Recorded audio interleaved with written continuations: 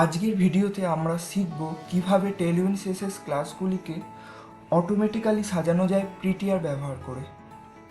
চলুন শুরু করা যাক। আজকের টিউটোরিয়ালের জন্য আমি একটি রিয়্যাক্ট প্রজেক্ট বেছে নিয়েছি। এখানে টেলউইন সিএসএস অলরেডি ইনস্টল করা আছে। কিভাবে টেলউইন সিএসএস ইনস্টল করতে হয় তা আমি আগের ভিডিওতে দেখিয়েছি, লিংক ডেসক্রিপশানে অথবা আই বাটনে পেয়ে যাবেন। তো এখানে দেখা যাচ্ছে আমি এখানে টেলউইন সিএসএস ক্লাস ব্যবহার করেছি এবং এখানে এক্সট্রা স্পেস রয়েছে এবং ক্লাসগুলি সঠিকভাবে সাজানো নেই, কিন্তু টেলউইন কাজ করছে। টেলউইন সিএসএস এখানে কাজ করছে। আমি যখন হোভার করছি তখন লাল রং হয়ে যাচ্ছে। তো আমরা টেলউইন সিএসএস ব্যবহার করার সময় প্রায়ই আমরা এই ইউটিলিটি ক্লাসগুলিকে সঠিকভাবে সাজানোর চেষ্টা করি। তবে আজ আমরা জানব কিভাবে নতুন প্রিটিয়ার প্লাগইন ব্যবহার করে এটি সহজেই করা যায়। তো এর জন্য প্রথম ধাপ হলো আমাদের npm প্যাকেজ ইনস্টল করতে হবে। টার্মিনালে এসে npm ইনস্টল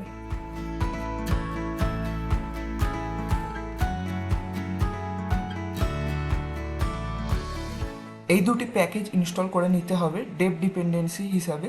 এখানে হাইফেন ক্যাপিটাল ডি মানে বোঝাচ্ছে এগুলি ডেপ ডিপেন্ডেন্সি হিসাবে ইনস্টল হবে। তো এখানে দেখা যাচ্ছে প্যাকেজগুলো ইনস্টল হয়ে গেছে এবং আমরা প্যাকেজ ডট জেসনে গিয়ে দেখতে পাচ্ছি ডেপ ডিপেন্ডেন্সিতে প্রিটিয়ার এবং প্রিটিয়ার প্লাগইন টেলউইন সিএসএস এই দুটি প্যাকেজই ইনস্টল হয়ে গেছে। এর পরবর্তী ধাপ আমরা রুট ডিরেক্টরিতে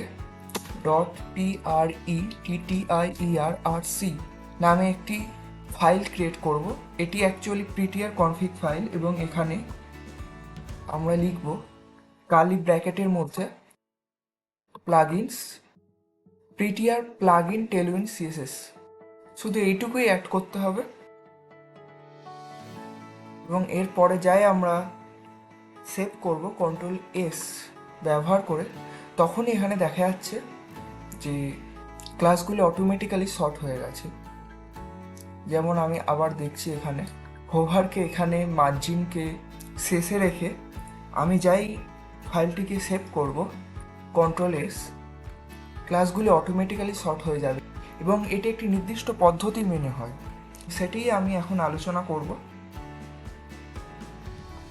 এখন আমরা দেখব এই প্লাগইনটি কিভাবে কাজ করে। প্লাগইনটি একইভাবে ক্লাসগুলিকে সাজায় যেভাবে টেলউইন সিএসএস তাদের ক্লাসগুলিকে সাজায়। এটি প্রথমে বেস লেয়ারের ক্লাসগুলো, তারপরে কম্পোনেন্ট লেয়ারের ক্লাসগুলো এবং সবশেষে ইউটিলিটি লেয়ারের ক্লাসগুলোকে সাজায়। আরও একটি নিয়ম হচ্ছে যে ক্লাসগুলি অন্য ক্লাসকে ওভাররাইড করে সেগুলি সর্বদা শেষে থাকে, যেমন মার্জিন 5। এবং যখন আমি সেভ করব তো মার্জিন 5-এর মধ্যে margin left, right, top, bottom চারটি ডিরেকশানই রয়েছে। এর মধ্যে মার্জিন লেফট যেহেতু এই স্টাইলটিকে ওভাররাইড করছে সেহেতু এটি পরে থাকছে। মডিফায়ার্স যেমন হোভার, অ্যাক্টিভ এগুলি সর্বদা শেষে থাকে।